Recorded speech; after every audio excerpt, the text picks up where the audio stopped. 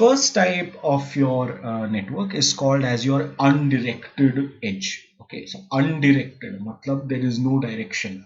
Okay, like our careers. Okay, so there's no undirected edges. What is this? So the type of this is found in your protein interaction network.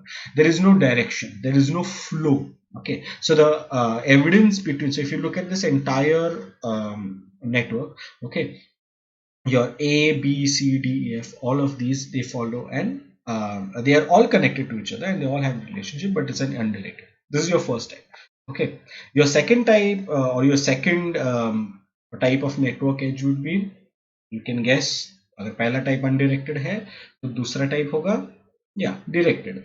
So there is a flow.